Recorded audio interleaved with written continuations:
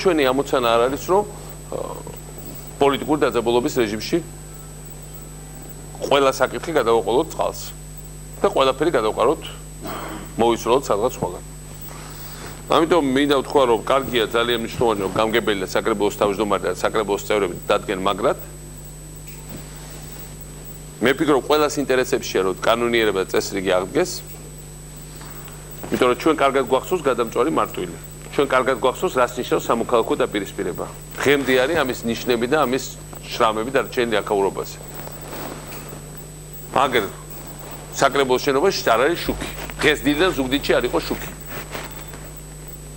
90-იანების ნოტები ჟღერს. მოდივარ კვარტალიდან იქ არის მასობრივი ყაჩაღობები და ხალხის დაუთოებები, რაც არავის არ უნახავს ბოლო 9 წელიწადია.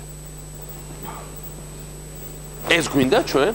და ყველაფერი როცა რაც ეხლა რაც რით მიმართულებით და ცდილობენ წაყვანას საზოგადოების ეს სამწუხაროდ ამისკენ მიმავალი გზა არის.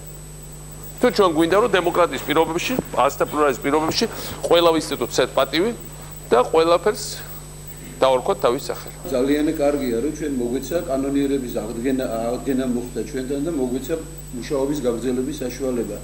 ეს არის დამსახურება პირველ რიგში დეპუტატებისა, პირველ რიგში ჩვენი საკრებულოს წევრებისა, რომლებიც გეუბნებით 29 საკრებულოს წევრიდან 25 საკრებულოს წევრი, რომლებიც იყვნენ ნაციონალური მოძრაობის წევრები, პრაქტიკულად არც ერთს არ შეუცვლია თავისი პოზიციები და იმედი გვაქვს, რომ ჩვენ მოვახერხებთ იმას, რომ როგორც თქვენ ბრძანეთ, რომ გავაგრძელოთ ფუნქციონირება და ჩვენ ყველაფერს გავაკეთებთ უფრო გაძლიერებულად და უფრო შემოქმედებითად და უფრო ყოველდღიური საქმიანობით, რომ ყველაფერი წარიმართოს ჩვენი მოსახლეობის საკეთილდღეობით.